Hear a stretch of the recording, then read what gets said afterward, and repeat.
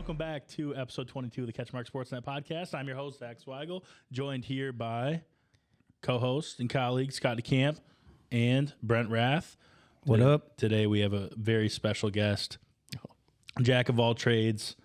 He's got his hands in a lot of things. Loan originator at Van Dyke Mortgage, GM, head coach of the West Michigan Ironmen, and head coach of Fruitport Varsity Football, Nate Smith. Welcome, Nate. Well, what up, thank Nate? you. Glad I could be here. Appreciate Thanks it. for coming. Absolutely. Thank you so much. So we had a little bit of a misfire at the beginning, Which is good. So I'm all about talking about how I screw things up. So we're restarting. So I have to make sure I comment on first. We got a new camera set up. We're trying something different. We're blaming Cody Ottinger. I had a whole spiel about that when we started, but I'm not going to reiterate that. The one thing I am going to get in on is, again, my love of Nate's shirts. Yeah, so I agree. Nate has a shirt game that just does not stop, man. This guy comes out with shirts and I'm like, every time I see him, I'm like, Nate, I want a shirt like that. How do we get it? So he's pretty stylish. That's true. Pretty hip. I got Nate, that drip. turn to the camera so I got everybody that can drip. see the drip. The drip. Look at that. That's good stuff, man. like it. It's good stuff. We So- might need to hire him for some consultation. Oh, we can do that. I can do that. I can For add our that to the apparel? list. Yep. I can add that to the list. No, Nate's an ideas What do man, they too. call that? A stylist? It's You're the true. CatchMark stylist. We could probably use one, Nate. I mean, you're seeing this is the best we got right here. So That's I can work with that. I can work with it. Yeah. Nate, touch a little bit on all of the things that you do, all the places where your hands are in. Yeah. Beginning with Van Dyke. It kind of does seem like they're different entities, but they do all overlap. You know, Similar, a lot yeah. of the same communities and people that we deal maybe with. we So, should start with what you don't do. That might be shorter. That's probably true. It would be. Go ahead, Nate. Sorry. not much of a dancer. Anyway, Van Dyke Mortgage, I've been there, I think, just over 3 years. And so I originally came on to do loan origination. You know, so if you need a refinance or need a nice mortgage, come see me, I guess. But really, most of my time is spent working with our other LOs, our other loan originators, to help them with their marketing and how they kind of get their word out and where they want to put their energy as far as supporting the community. Mario Flores, our owner, our branch manager for the Lakeshore team, he's really big into giving back to the community, really passionate about youth sports and high school sports. So I kind of help, as we've grown immensely over the last couple of years, I kind of give just some form to where we're putting our energy and putting our passion and our investing in the community. So that's where I spend a majority of my time as far as with Van Dyke. West Michigan Ironmen, I've been with them since the inception in 2015.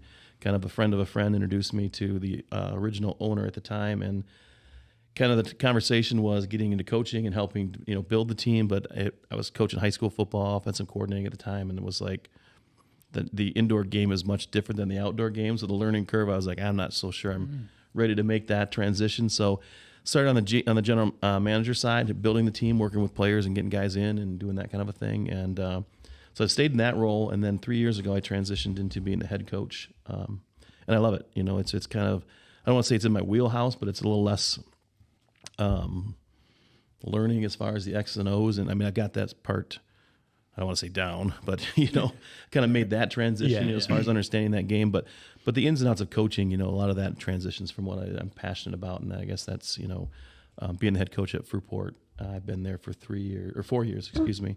But like I said, in the first recording we didn't get, I talked a little bit about. Totally blame that on me. That was totally my fault. I get it. That COVID stuff just kind of a blur for a lot of coaches. You know what I mean? And so I think I'm 4 years in on the calendar, but I'd say 3 years into the process that we're trying to move things, and I absolutely love it. I love working with the kids there and the parents and the community and the school.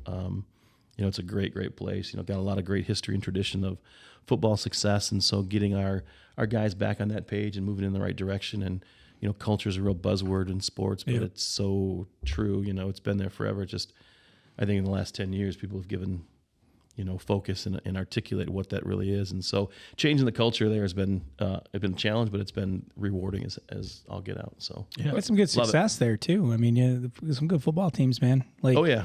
I believe me, I know. It's been good. It's been good. I hear all about it. Yeah. But that's great, right? Because you look back at our past and say, hey, listen, like these are the same people that we are, the same community, same type of thing. And so building on that, and it's been really good. We've had some past players reach out recently, and they've really kind of invested. And so So that's really cool. Yeah, I love it. Where'd you grow up and what's your football background? So originally from, way back, I'm from Ypsi. I'm an Ypsi boy. No way. Yeah, I was there for, like 6 months. And then I was born over there in Ypsilanti, Ann Arbor area. Then we moved to East Grand Rapids. So I was in East Grand Rapids till I was in second grade. And then really Jenison is my roots, So played there under Dave Woodcock, Hall of Fame coach. He's, passed away. And Carl Jatakis is another great coach there. And he was one of the first guys that reached out to me when I got the head job at Fruitport. And, a lot of coaches and players talk about, reaching back and that being such a special time. And it's true. You know what I mean? It really is. That's my high school coach reached out to me, 20 some years after I graduated and, congratulated me on that stuff. So, How many years was that, Nate? it was like, I think I graduated in 88. Something like that. No. What am I doing? I'm going the wrong way. I was born in 88. That's what I meant to say. I was going to say, I'm not sure where you're going with this. Really? But Yeah, I actually 91. 91. Oh, nice. Yeah. See, am I the oldest one here? Maybe not. When were you born? No, this doesn't count. It was the last day of 72. Okay. 73. Seriously? Yeah. No. It's kind of cool. Yeah. December 31. It happens to be New Year's Eve this upcoming year. What time? Crazy. At what time in the day? 'Cause you were born probably. Where is Scott going with this? No, you'll see. But do you remember what time? Do I remember? You have to have a good memory. Thank the Lord, I don't remember. I think it was the afternoon. The reason I bring that up is I was born at 12:04 on January 1st, 1973. So I got you. Yeah, you got By me. You just edged me like a out. few got hours. That's experience. funny. That's right. where I was going. That's with that. pretty As weird crazy, as man. that sounds. I nuts. knew you were like a New Year baby. I couldn't remember like exactly where you. Yep. Yeah, That's crazy. Where are you from originally? Ravenna. Well, right? yeah, born in Muskegon, but grew up in Ravenna. Gotcha. Yep, All right. He, It was a great couple days then, wasn't it it? was. yeah, You Thirty want to hour. know why my parents resented me all these years? Because they missed the tax break by 5 right. minutes. That's fair. You want to feel real old, Zach? What year were you born? I hope we don't record this. Come on. We can't. That's not. I just want to make everybody feel old at this table. 94. Good Lord. Jeez. I didn't want to tell you what I was doing in 94. Yeah, me neither. Oh, that's had some- funny. 94. I had myself an Abercrombie plaid shirt. Was trying, That's trying to pretend the grunge thing, And baby. the style was still there, though. The style was still Pearl there. That Jam is too action. funny. I had a whole bunch of friends that got jobs at the was it Granville Mall because it was pretty new back then, and like Rivertown. they got jobs at Abercrombie, and they were like all in, and I'm like, I swear they spent more money on clothes than they made. Like, I'm like, this is a net negative for you guys. Like, there's no way you're making money here. Like, That was a pretty special funny. time, man. It was crazy. You walk in there, you walked out smelling just like Abercrombie. You did. It's like You a did. car wash mist when you walked in. Yeah, you did. It was pretty crazy. Good. Those memes that I don't know. They circulated like I don't know, maybe 5 or 6 years ago. With you need like a gas mask and a flashlight when you go into those places. I thought that was pretty funny. No, those are pretty funny. That's not far from the truth. That's funny. That's good. So in Muskegon, we talk a lot about how your life pretty much revolves around football. Muskegon is the place to be if you love football for the most part. Talk a little bit about the culture and some of the things that you love about the area that we live in. I mean, what a great place overall. Yeah, I think not only just football, I think high school football and even college Right. football is such a focus on what's going on. You know, maybe it's because the Lions are so great. But I think there's such a knowledge in intersection of people's, just daily lives. I think, you know what I mean? Everybody that goes in, you hear guys talking about the Muskegon games or Shores games, or, we have a lot of guys that come to the Fruitport games, and it's such an ingrained part of what we're doing, even up, I say up here, in the Montague Whitehall area. It is such it's cliche, but it is such a fabric of the life around here. And so I think that plays into our Ironmen season 100%. I mean, it's no joke, and it's not a promotional thing we talk about, but other teams love coming here and playing in West Michigan. They talk about our fans. Our fans are passionate. Our fans know the other team that's coming in. I mean, they get them by name. It might be to trash talk them and say stuff about their girlfriends, but that's the way they roll. You know what I mean? And you can feel it. I mean, we joke about when teams come into our arena, they walk in and they immediately have their phones out and taking pictures. And we've sold our own merch to teams from Indiana, That's Illinois, funny. all over the place. It's because we got good shirts.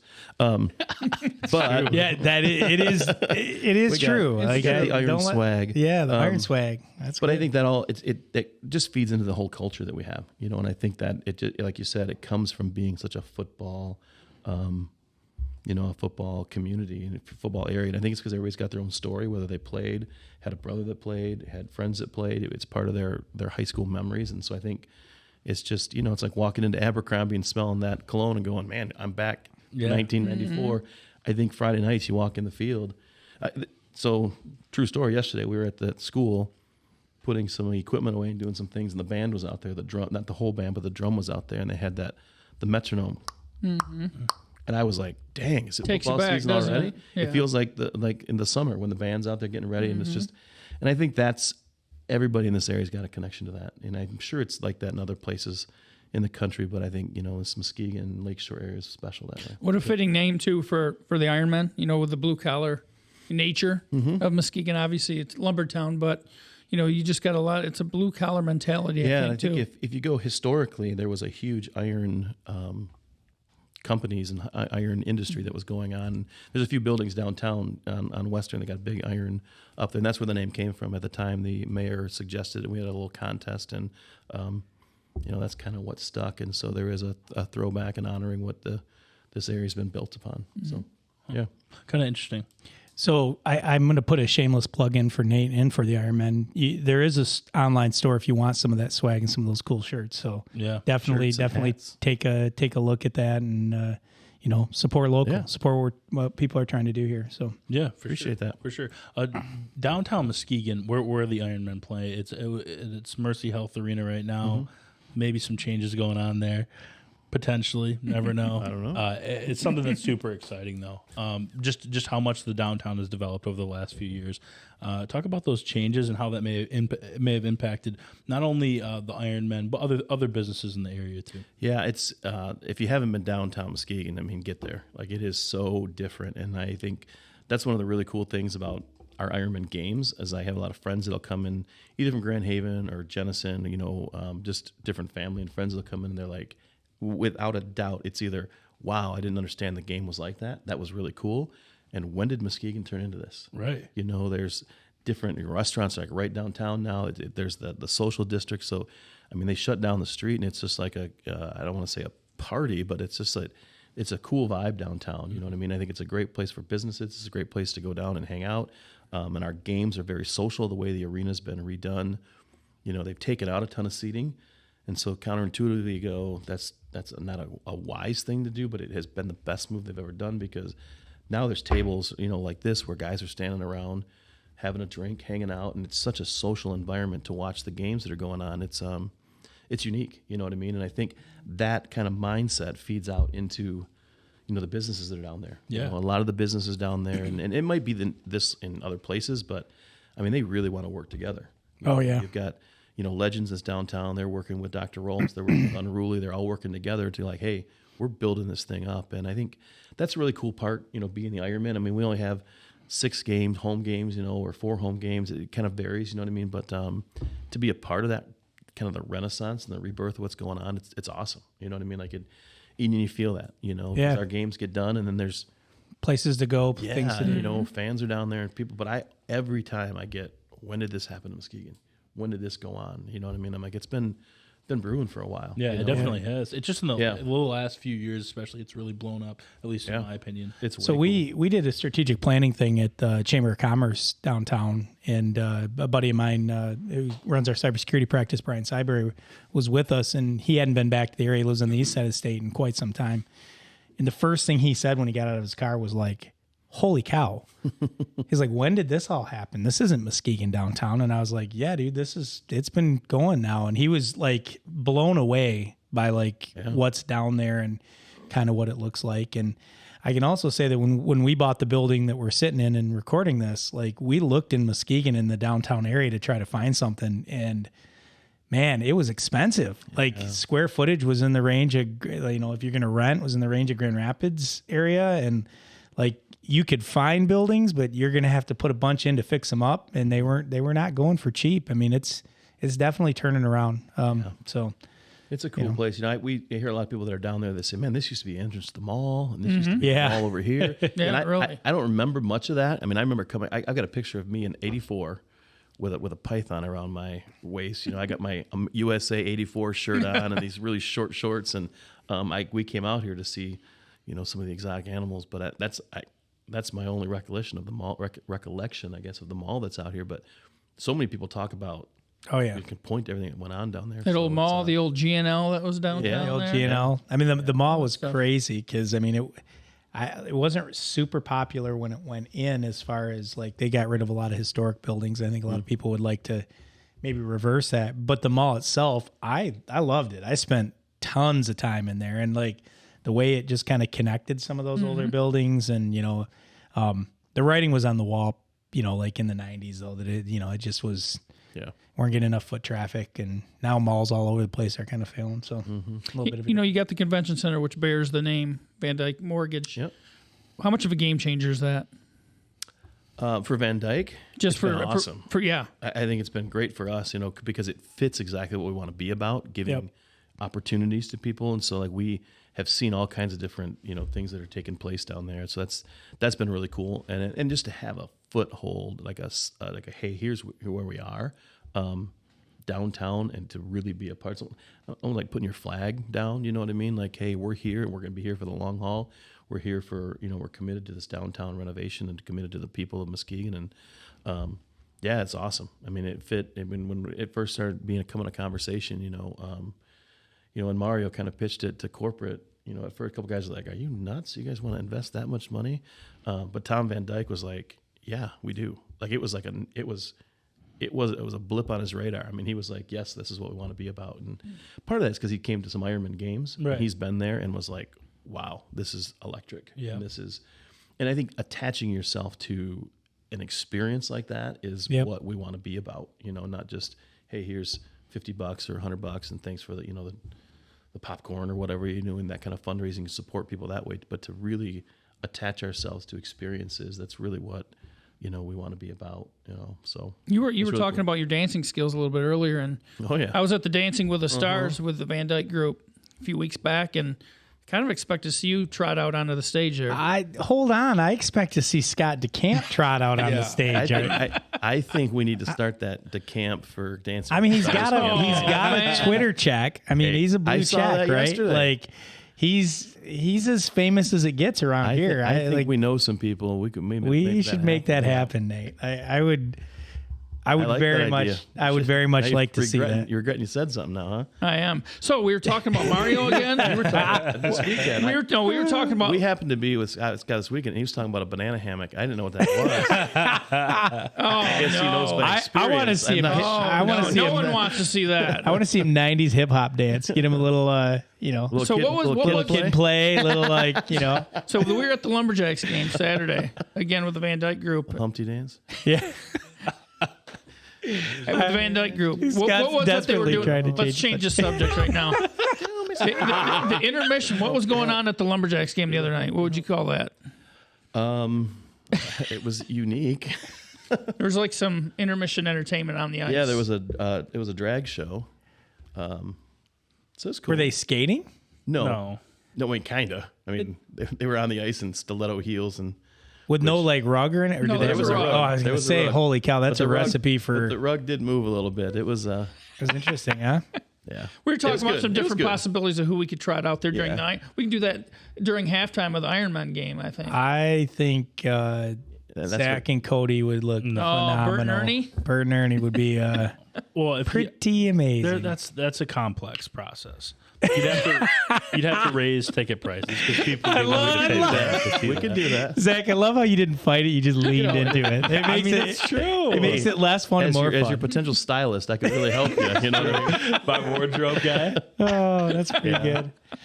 No, it was Oh, pretty. man. It was cool. I mean, I think that's in all honesty, that's part of the change that's going on downtown. You Yeah. know what I mean? It was like, I think 5-6 years ago, you'd be like, what? You know what I Yeah. mean? But it was kind of like, hey, you know, I mean, Yeah. it was I love it. No, It's it's interesting. an entertainment option. 100%. Yeah. It really is now. You don't have to love hockey. You don't have to love football necessarily, just come and hang out and have some fun. The arena itself is phenomenal. It's done a great job with it, and like just changing it and kind of to meet more of like what modern arenas look like, right? Some more of the private spaces and some common spaces. I mean, I think Rad Dad's being kind of built right into the side of it is a beautiful way to do that. And you know, there's a new place too. Yeah, right? Carlisle's is coming. Carlisle's, in. Hopefully, it's going to open. I've heard April, May. Okay, some of it all depends, but very similar type concept. You know, I tell people, come to an Ironman game. It's a sports bar, and the game is the live TV. Yep. I mean, that's really what's going on. It's true. You know what I mean? And so you watch a few things here and there, but you're having a good time, and it's really, really cool.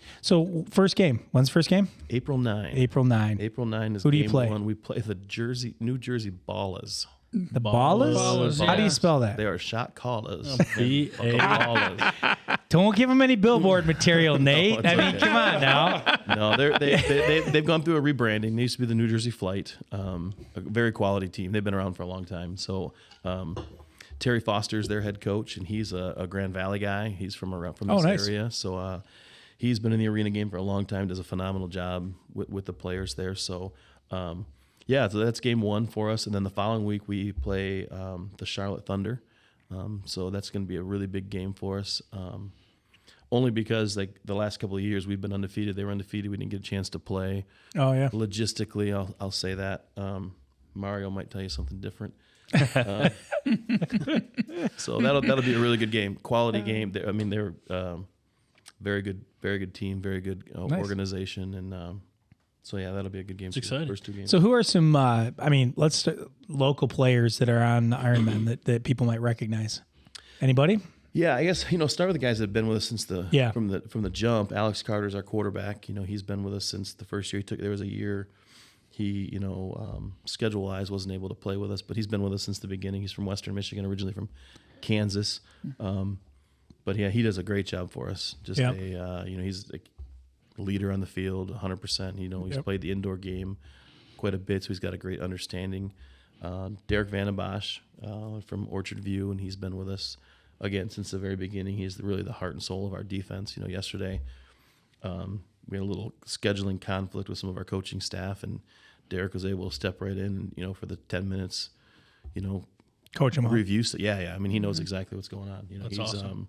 Just incredible and a great work. He's got a phenomenal work ethic and just knows the game inside and out. And he actually does the strength and conditioning for the Lumberjacks. Oh, nice. And so he's training those guys. And so that's a cool little overlap that we've got there, So those guys, a guy by the name of Nick DeCracker's been with us since year 2. He's from Coopersville. He does a great job. Keandre Craig is in his 2nd season with us. He's from Muskegon. Played at Northern Michigan for a minute, and then was at Ferris State for, finished up his collegiate career at Ferris State, and he's had a few NFL, peaks and looks like that, and he's just a great dude. He's somebody that we really count on to being a leader for us. So, he does a really good job. And then we've got some newer guys that are kind of coming around, some local guys that we're at a point right now we didn't quite made all of our final cuts. Oh, yeah. We had our opening camp last weekend. So that was Friday, Saturday, Sunday. You mean you don't want to announce that on the podcast? No, not yet. Friday, Saturday, Sunday. We know we cut a few guys then. Cut a few guys yesterday. And so we got a few more cuts to make. So, but yeah, it's a good time. What's a day in the life of an Arena League football? I mean, what does that look like for them? I mean, a lot of these guys are Division II, Division I athletes. What do they get paid ish? How do they taken care of? Are these guys on the tail end of their career? Are these guys still looking to try to make it? I'd say a little bit of both. And the guys that do really well with us are the guys that understand where we're at in the big picture of things. You know what I mean? There's a few indoor leagues that are probably, I would say, above us. Yeah. The competition level and what they're doing is a little bit higher. And then there's we're probably right in the middle upper part of what's going on. We have guys that do both. You know what I mean? We tell guys when we recruit them, guys that are coming in, listen, we want to see you go to the upper leagues. We want to see you make that because that's what we want to be about. Right. We want to give guys an opportunity to play and get some film and to learn the game because it is a completely different game. Skill set's a little bit different. So we've got some guys that do that. Like Keanu Craig last year with us the first part of the season, then he ended up going to the IFL. Okay. So he was in the IFL last year, and then this year he's wanted to play with us. Honestly, those guys love playing at home. They love what's going on. So we have some guys like that. We have some guys like, Alex Carter that's played at some of the higher leagues, played internationally. Yep. And now he's settling down. He's married and he lives in the area. And so it's a great opportunity to have a high level of competition Right. without the crazy travel or leaving your family and those type of stuff. So a lot of these guys have other jobs too, right? So they're working and making this work on. Yeah, and even guys that we bring in, we have a guy named Dyron White. He, is from Louisiana. He's been with us the last 4 years. Right. We house him, so we have a house. The Ironmen, we have a house, and we have, we can have 6 to 8 guys living there, and that just kind of is an ebb and flow throughout the season. But some of those guys come up, we house them. They'll get some jobs around here. Right. A lot of them will do some subbing in the building and work, that kind of deal. Yep. Because we do pay our guys, and it all depends on salary cap. We get X amount that we can spend per week, but guys can make anywhere from $100 to $400 a game. You know what I mean? That's And not so bad. it's not like they're living off of it, but the ideal is somebody that's a local guy that Yep. has played at a higher level. Is self-driven. That's one of the things we talked to a lot of the guys about last week was like, hey, listen, we're going to practice 1, maybe 2 times a week. We're going to expect you to come in shape, and we're expect you to stay in shape. Yeah. And so the guys that are disciplined and can get the work done and are, I hate the word grinders, but those type of guys, those are the guys that do really well, because they understand their role, they understand what they're doing. And so we've really tried to build around that kind of a profile, somebody that's kind of self-driven and self-understanding. And, Scott got to meet some guys, and some of them walk in and they think they're bigger and badder than they need to be. And it's like, dude, okay, bye, Felicia. Is that what they say? We just don't have time for it. And you don't. Like, I'm not trying to be a jerk about it, but when you're practicing once a week. Yeah. You fit or you don't, right? Like, I mean, I said to one guy, he was like, we cut him last week, and he's like, well, he's kind of frustrated. He said, I don't think communication was what it needed to be. And I said, listen, man, I feel like I'm talking to one of my freshman football players. We've given you got an email. We got this band app. I gave you a pack at the beginning of camp. If you don't know when to be here, man, like, that's on you. Like, at this point, you're 24 years old. You are the only one that was 30 minutes late. You know what I mean? Like, what do you do? And so, like, in some of the guys, you want to develop them and you help them because everybody really comes from different backgrounds. You know what I mean? But there is a lot of it's on them to get things done. You know what I mean? So, Now, talking about the arena game, and obviously there are different levels, like you said. I'm a sap for these sports glory films. My wife Pam always rags on me about that. Have you seen American Underdog? I have not yet. Okay. Because you look at the Kurt Warner story and playing for Iowa, the Barnstormers and all that stuff. I made the joke that's going to kill. We're going to get so many of these guys walking in, getting ready to go. You know what I mean? Like, here we go. That's what I think go. of. Yeah. When's the Kurt Warner going to walk through here? But we've had some dudes. You know what I mean? We've had some guys that have jumped and have played in the big league. So, I mean, it's definitely a possibility. It's out there. You know what I mean? I think there's some guys too that we just talked to a guy. We're working on a guy right now, a recent graduate from Davenport, who was going to go play one of the higher IFL leagues, but he got a really good job. Just graduated, and he's like, I don't want to give up this really good job. And so I'm like, that's a great profile for us. Hey, come stay with the game, play a couple days a week, a little extra spending money. You know what I mean? And you don't have to give up what you're doing, your career kind of a thing. So, but yeah, I mean, we get all kinds, and we get the dudes. I could show you some videos of guys that, we get some guys that are relentless, sending us video after video after video, and they are awful. Yeah. And they are atrocious. Hey, Nate. I mean, I only put my video in like 3 or 4 times. All right. There's a local guy. I won't say his name. It's Burrell something. I love it. All kinds. Jeff listens to the podcast, and he does not take kindly to shots across the bow. I've taken that a couple times. He says, every time you mention me, Brent, you're always taking shots. And I'm like, I wasn't saying he fit that bill. I said he's somebody that, Where would Jeff play for you guys? He'd probably be a pretty good left out. Yeah, that's fair. Guard tackle end. I went to high school with Jeff, and I do have to legitimately say, phenomenal athlete. Like, he was a phenomenal athlete in high school. He was one of the fastest kids in the school. Big, just a thick kid when he was he's grown a beard when he was in second grade, freshman year. But Jeff was good. He, He loves his glory days. He was a baseball player. He decided to jump out of a car one time, so football was no longer cracked his head on the ground, like a whole big old thing. So he couldn't play football anymore after that. But some things. Yeah, it does. A little bit. But yeah, no, Jeff was a good athlete. Yeah. That's just the way it goes. Yeah, it is. You know. Old Jeff.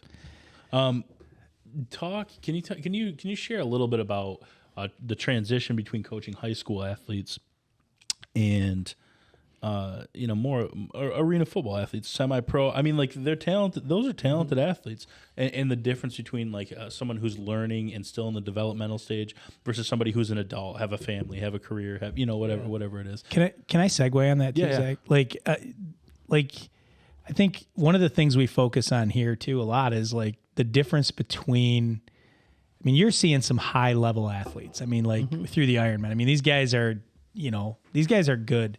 Like, just the difference between a really good high school athlete and what some of these guys bring to the table too. On top of that, I think would be a good discussion. So, yeah, I guess. God, where do you begin? I guess coaching the. Is that mine? I don't know whose that is. Not mine. I'm the only one that moved, but that's all right. Yeah. Anyway, I guess I would say. Coaching the Ironmen, the focus is much more on, we talked about earlier, the culture and establishing everybody, hey, here's how we're going to do things, because the guys come in with an understanding of what it takes to play the position, and the other thing that's really unique that I think is really nice, the guys that are all playing receiver, they know who's better than each other. There's no. They have a pretty good understanding of who they are and what they bring to the table. Right. That self-assessment piece is there. So we don't deal with that a whole lot. Guys complain about playing time, this, that, and the other, which is just a unique transition from coaching high school. So I guess the biggest difference is the amount of coaching you're doing to the individual. Like really at high school level, I'm really working on footwork and hand placement and all those little different, the equipping pieces. I kind of say I break down our coaching into equipping and empowering. Our process is, at Fruitport, we talk with our coaching staff about enlisting, engaging, equipping, empowering. And so the idea of equipping players is giving them the tools to accomplish what they're going to do, right? The X's and O's, the strength and conditioning, all the technique stuff. The empowering piece is getting them to believe and understand and align with what's going on. Yeah. So at the high school level, it's both. You know what I mean? You're working to equip them and train them in what they're going to be able to do, and that level changes to the kids that are there, right? But that empowering piece is always going to be something that's there.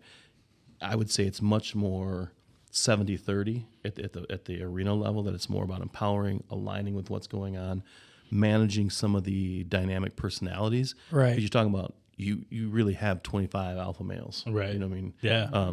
And so it's managing that kind of stuff and understanding each other and kind of keeping those guys moving in the right direction, and understanding, like, here's the deal.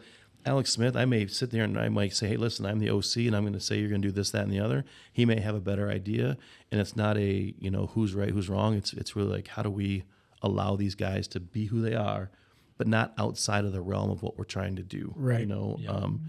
And so I would say that's one of the biggest differences. Like, in some ways, my job is easier coaching with the Ironmen, because I can say, hey, dude, listen, like, you're slow and you're overweight. See ya.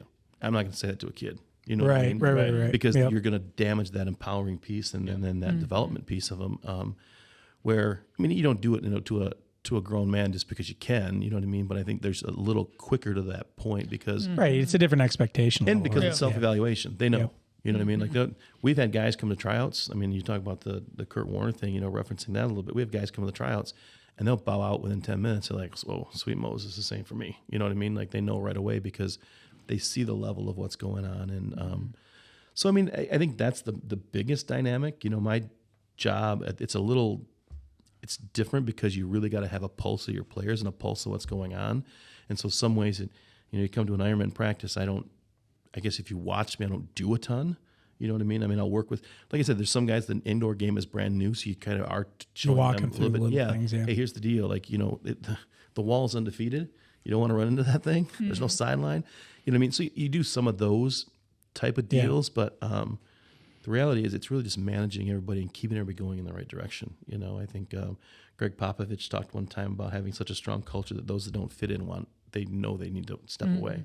And so creating that kind of a culture, I mean, it's chemistry, right? You know, I mean, it's pushing you a little bit here and pushing you here and then saying, hey, I need you to do this, and getting guys to work together where at the high school level, it's all encompassing. You know what I mean? Yeah. So, and it's good. There's a good overlap. I bring our Fruitport guys around the Ironman stuff. I was gonna say it'd be really All the really time. good. That's really cool. You know, They love it. You know what I mean? I mean, I remember I brought D. White, that lineman I was telling you about from Louisiana. He's 6'7", you know, we call him the dreadlock dreamboat. You know, he's got, he came in at Fruitport one time to lift, and kids are like, what in the Sam 60 just walked in here? You know Yeah, what I mean? that's yeah. And you can't understand him, you know, because he's from Louisiana. Yeah. You know, it's like, D. White, what?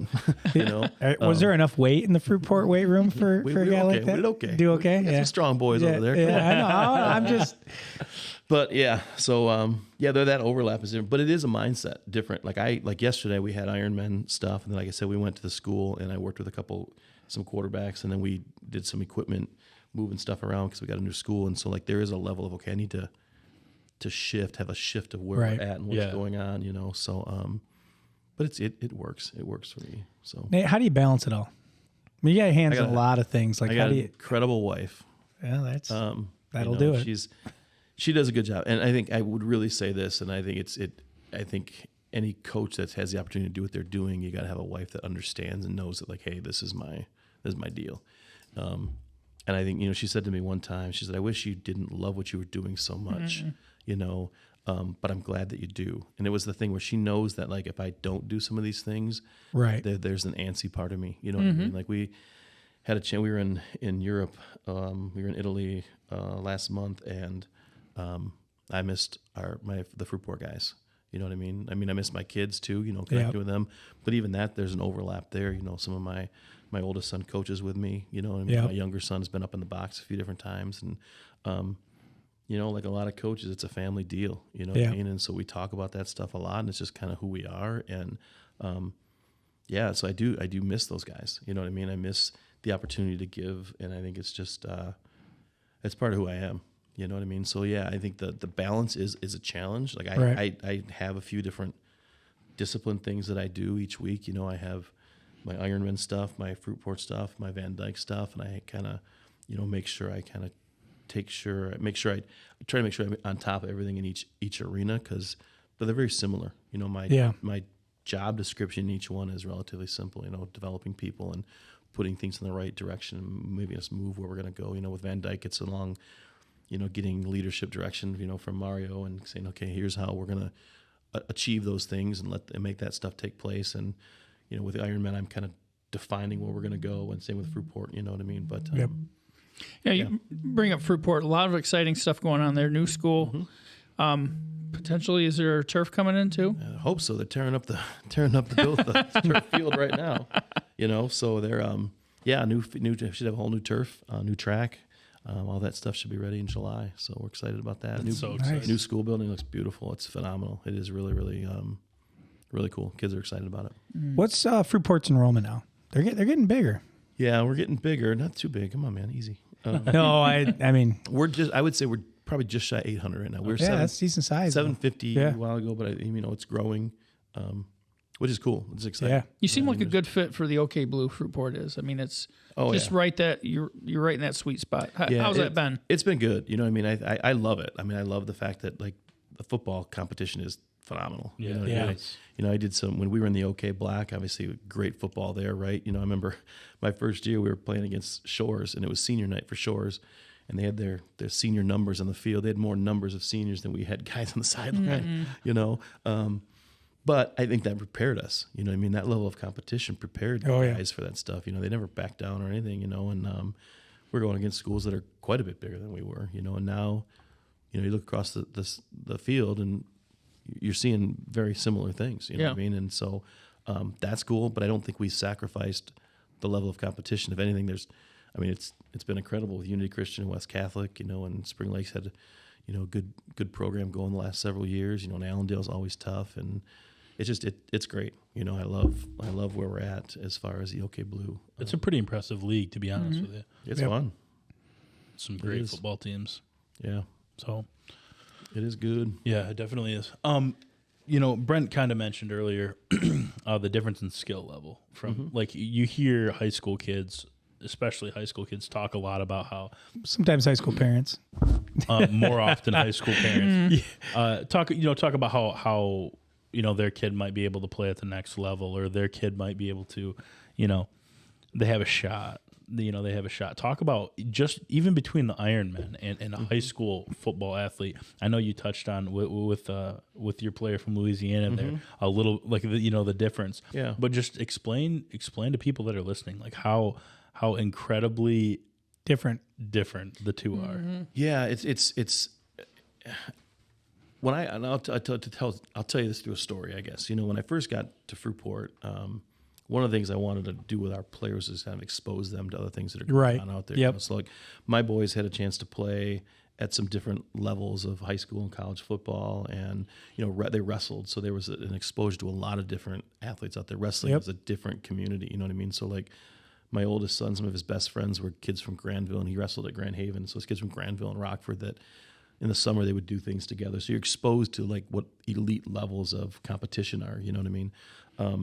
And so trying to get some of our Fruitport guys that exposure, I mean, we took them down to Northwestern the very first year I was here for a major, exposure camp. And I'm, watching the quarterbacks warm up, and I'm like, see this dude from St. Ed's and St. Augustine, and I looked him up, and he's got like 6 D1 offers. And first thing that strikes you is just the physical difference in some of the guys, you know what I mean? Right. And some of that stuff you can't control, you know what I mean? And so even like I was at Grand Valley this weekend watching their practices, and you look at, I got some guys that have college potential, on our roster this year at Fruitport, and that's where you start. The physical attributes to go, okay, does my running back look like those running backs? Does my tackle look like those tackles? And then you kind of begin to look at like their mental makeup. I think like how are they prepared mentally to handle the day after day and the not immediate success of what's going on, you know what I mean? And then there's the ability, the physical ability to run and tackle and do those things.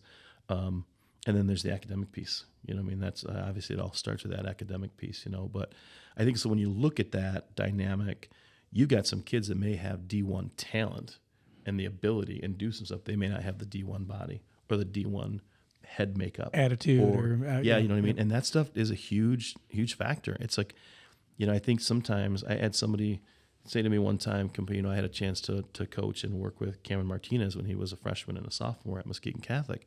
And even then, you knew he was going to be a special athlete.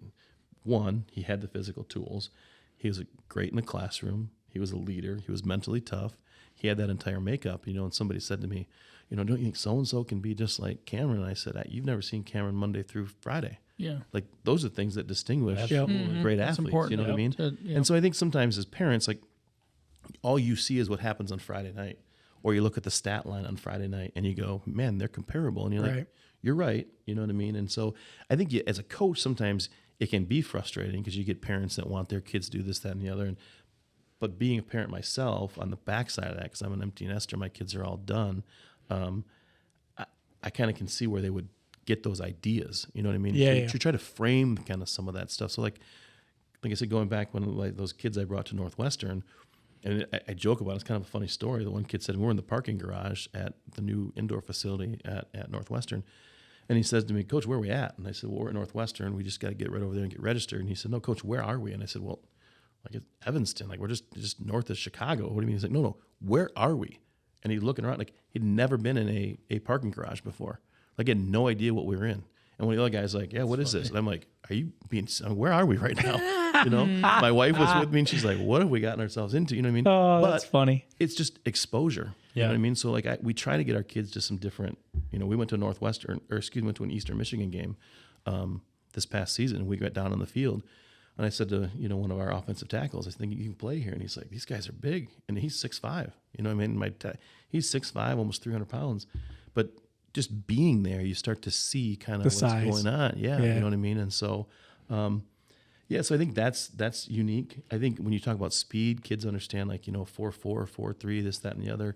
And most of the times they're seeing for NFL guys and college guys are electric time, which is way different than a hand time. And then we had some guys that were at our practice yesterday, some of my players, and they're like, that dude's fast. And I'm like, yeah, and he's like a 4.4.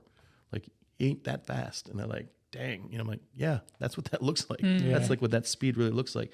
And And so it's cool. I think it's cool for our guys to see that stuff and be exposed to that, and then they kind of get a ballpark. And you don't want them to squash their dreams by any stretch. Yeah. That balance is tough. But I think there's that idea of like, okay, you know what I mean? And finding out like, hey, listen, if you play college sports at any level, D1, D2, D3, NAI, man, it takes a special person. No, it absolutely does. Like it's as much mental and just stick-to-itiveness as it is ability, Well, I think that's, and especially, we're around small schools. So you get in this zone where, you win a state championship at Montague, you're the guy on that team.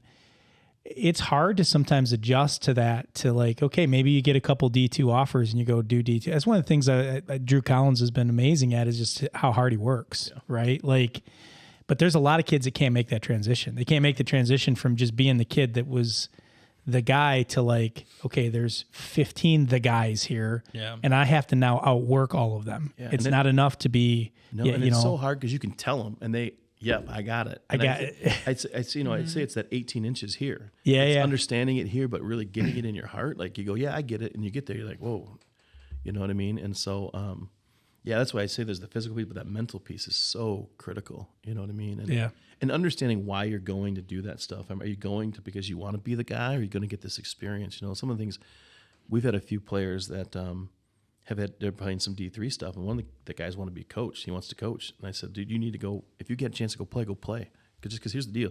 You're going to be exposed to so much more. You know what I mean? And those opportunities, I think, are just out there that the kids don't realize. Like, hey, it's not just about getting on the field, but now you got another coach getting on your tail. Yeah. You understand how this goes and this goes, and that's just going to make you a better person down the road. You know what I mean? So, so I think there's some of that framing the expectations of what's going on and what the college football experience or the college athletic experience can give. And I think I've had some of our Ironmen guys talk to our players about that.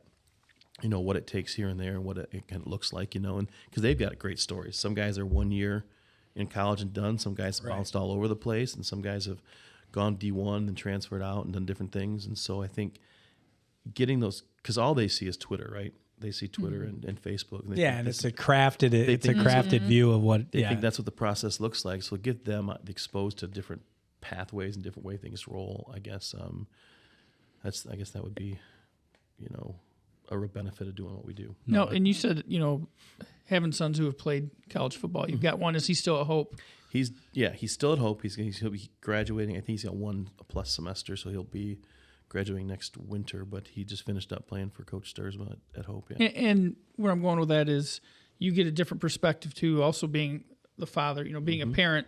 So not only as a coach, but as a parent. And so maybe when you see what his experience or your son's experiences were like and what they went through, you can kind of relay that maybe to some of your high school kids, et cetera. Yeah, and they've been, like I said earlier, like there's an overlap with my boys and my coaching and stuff, and I've had them talk to guys. Yeah. Like my son Ryder just finished. He played originally at Olivet Nazarene down in. It's funny because my boys are completely different. My one son wanted to go play college football because he loved college football and loved to compete and is driven like that. And he played up at Northern Michigan, and he played with the Ironmen Dakota, and he's incredibly driven, and competition is of the utmost desire for him. And my other son saw it as a means to an end. He wants to teach and get into special education, and that's really what he wanted to do. And he had opportunities to play at some different levels, but chose to go to a school that he could get his academic stuff done. Was not a great experience for him at that school. It was just different dynamics. But coming back and being a part of the program at Hope was phenomenal, and he had to learn. He wasn't a starter, wasn't a superstar there, but the growth that he took, like he was Scout Team Player of the Week one time. I couldn't have been more proud as a dad. Right. And then I could go tell our players, like, listen, this is not BS. And I tell you, this is legit. Like, this is good stuff. Like my son just got this, and I'm jacked about it. You know what I mean? For sure. And so you transition that stuff to those kids. So you do see both sides of it. And I think I try to keep that perspective when I'm dealing with parents, especially just because, you're in the mix. Like I tell our kids all the time, listen, your mom's supposed to be like that. Like she's supposed to be going crazy for you. She's supposed to think you need all the reps. You know what I mean? She's your mom. Like that's the way she views you. That's her job. You know what I mean? Your dad wants the same thing we want. Like I don't like the way he goes about doing it, but and so like trying to have that perspective, I think is helpful. And I think I do have a little different angle because my kids have gone through that. You know what I mean? My daughter's a professional ballet dancer, so I've seen that world. And you talk about that's just a whole nother dynamic. You know what I mean? So No, it's funny. You look locally, people tend to get caught in these fish bowls. Like think, Yep. well, it's a big fish, small pond, but then you're like, it's a big world out there, man. huge. There's a lot more out there than what you think, than what you're seeing right here. It is, and I think the more we can expose our athletes to that, and it helps them athletically, but I think it helps them be just Better people. You know what I mean? Like, it's just, my daughter is so unique. She moved to Chicago when she was 15. You talk about being exposed to, Yeah, bright lights. Yeah. she was exposed to all kinds of stuff that I never even thought Yeah. was out there. Yeah, right. You know, think about that halftime show with the Lumberjacks. Yeah. That was in Muskegon. That's right. No, like So I think I would echo the same thing about joining the service. Like you from a small town, and you're instantly like different states, different cities, different countries, different, like your perspective and your gaze is just extremely widened in that. And it's very similar, like getting kids. Small towns are wonderful things. And I wouldn't raise my kids anywhere different, but at the same time, they can be extremely limiting on experiences. So getting them out and seeing the world sometimes is extremely important, you know, like you said. So, and I think, not to come full circle, but talking originally about Muskegon being so special, I think that there are a bunch of small communities, right? And football is a common denominator. Yep. That I imagine in the service you could have those conversations Very- with anybody from anywhere, because that's something that everybody can relate to, and then you can share that experience. And there's so many similarities there. Yep. You know, I think that's, not to sound silly, but that's the beauty of athletics. You know what I mean? I think, you know, reality. yeah, Brings people together for sure. that is definitely for sure. No argue. Nate, you mentioned going to Italy, and I know that you were there for a while. While we're on this topic of kind of getting different experiences and traveling, so you were there. You were over there for like a month, right? Felt like that. Lucky dog. Well, It was you like- kind of it was got like you 20 got some caught days. there, right? We got stuck there a couple extra days, you know, but Stuck. it was brutal. It was brutal. Stuck. It's horrible. Oh, I'm sorry. It actually was sorry, kinda- Mario. I can't make it home. It actually was kind of weird. We ended up staying in a small town just outside of Da Vinci Airport, in kind of the wider metropolitan of Rome, and it was like Grand Haven. Like, it literally was on the ocean, small town, boardwalk. And Jen and I are like, man, this is sweet. You know what I mean? Like, we're in this Airbnb, super nice, and this is really cool. So we were only there 24 hours. We were able to stay. It's irrelevant, but we ended up staying in this place. Nothing was open. Like, everything was shut down until February. So like, we found this wonderful restaurant. This would be sweet. We go there, like, nope. 'Cause it was like, we don't do anything in January. The whole place was shut down. So it was like, it was cool, but like, we had McDonald's. Yeah. You can always count on McDonald's, man. We went in and we wanted to try it anyway. You know what I mean? Yeah. We wanted, Different. Yeah, but So it's funny. it was We cool.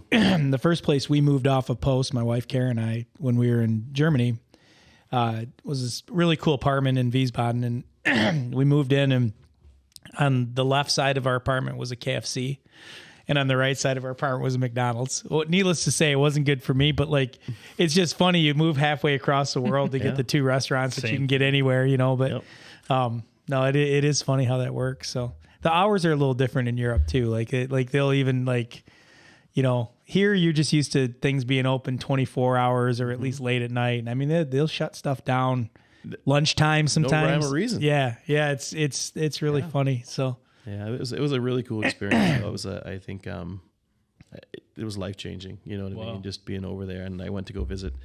My family is originally from there, and so my wife through Facebook was able to connect with some people from Bracastella, the family where my great grandfather emigrated from, and so ended up meeting the old mayor of Bracastella and the new mayor. And we ended up going to the city, which is about an hour and a half outside of Rome, and we met with the mayor and another guy and his daughter, and they took us around and brought us to different places. And that's amazing. so we went to the old city where my great grandparents got married, which is up on top of this hill.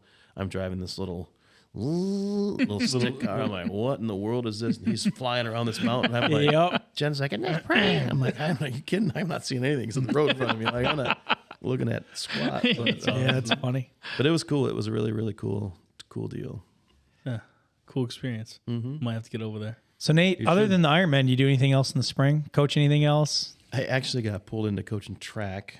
Oh my gosh. So which is it's fine. So you didn't have enough to do. You thought, let me try track. I just our offensive line coach got named the head track coach, and we're just honestly we're just trying to get guys together. It's gonna help make our guys faster. Yep. I said to one of the guys yesterday, I said, listen, I want you to come out because a lot of our guys are running track. Guys play baseball too, but so just building that chemistry. You know what I mean? Yeah. Like getting guys together, and the pace of track is different. The training is different. It's not constantly and it's intense. You know what I mean? And the meets are just a different dynamic than football. So like I think there's a lot of things that attract guys to it, and so my wife's not super excited about it because we don't have a track. At Fruitport because we're getting. Oh, I didn't realize. Because they're redoing everything. Yes, we have to go someplace else to practice. So we have to where are you practicing at? I think we're practicing at Spring Lake. Nice. Oh, man. Jeez. They're gonna be able to scout your track team the whole time. Yeah. But so instead of getting home at 5:30 or 6, we start practice at 5, and Yep. Jen doesn't know that yet. Love it. She does. She will when we release it. Luckily, we got a little lag on this one. So yeah, It's gonna be a week. She'll know tonight. that's funny. But Well, good stuff. I think that pretty much covers the majority of the questions that we had for you. Does anybody else have anything else they'd like to add? The only thing I would say is we're coming up on the close. Well, we're at the close of winter session and season, and so one of the things I would mention is we're going to have a banquet and we're going to have some awards to give out here soon. And Zach, what's that look like for us? Yeah, we have a meeting tomorrow, and we'll be deciding on the nominees for the West Michigan Conference this week. So I'm looking forward to kind of having it out with Brent and Scott, because we usually have our fair share of opinions when it comes to this kind of thing. So I think it's good to remind everybody that when you see those lists come out, those are not easy lists to put together. And our goal is to put 3 names on that list for every sport that we would really be happy if any of the 3 of them won. And also that, there has to be a line drawn. So there could be some athletes that are right there that maybe don't make that list. So always tricky. And it's a wonderful problem to have. Yeah, I think, if you look at the good side of that, when you're trying to pick the best basketball players in the conference, that's a tricky, it is. It's hard. It's a tricky thing, both boys and girls. So, but that's coming up. I got to give a shout to Mr. Zweigle over here too. He's taking up some varsity baseball, spring coaching. He's been out and about. Right. Yeah, I do one. I don't know how Nate can do 17 different sports. Yeah, I don't. No kidding, right? For Warren Z, who's listening, I mean, Zach attributes all the success of Whitehall baseball to his help and his talent as a player. I mean, we're being honest. The old man doesn't deserve any credit. I mean, he's done it for 30 years before I was involved. So Has it been 30 years now? Close, yeah. Wow. 28 or something, 29. That's crazy. Yeah, it's nuts. He's had a little bit of success there too. A little bit. Done pretty good. So. Yep, a little bit. What does it look like for us, Zach, as far as spring sport coverage? It'll look a little different, right, than winter? A little bit different. Yeah, spring sports are they're not as consistent as other seasons. Tracks hit or miss. They don't all start at the same time. There's a lot of rain delays and cancellations typically speaking. We're doing so. We'll have a lot of regularly scheduled content, but not as much day-to-day game coverage, I would say. You'll be able to find scores every day. You'll be able to follow your teams, but in regard to game photos and specific game coverage, there definitely will not be as many. Some very cool content pieces coming though. We have a hot seat coming which is some rapid fire questions. It's going to be led by Mr. DeCamp. I'm looking forward to that.